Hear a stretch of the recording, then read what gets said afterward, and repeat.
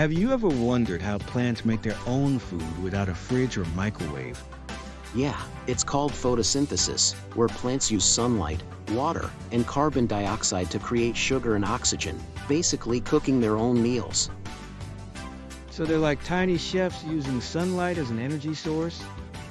That's weird. But, sure. Sunlight acts like an oven, powering the whole process inside special parts of the leaf called chloroplasts, which contain chlorophyll, the green pigment that captures light. And what do plants need besides sunlight? They also need water absorbed from roots and carbon dioxide from the air, which they take in through tiny openings called stomata on their leaves.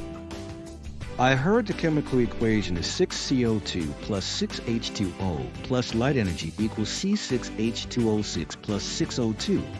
What does that mean? It means carbon dioxide and water, powered by sunlight, turn into glucose, a sugar the plant uses for energy, and oxygen, which plants release into the air for us to breathe. Pause the video and read this. Rewind if you need to. That's amazing. How does the process actually work inside the plant?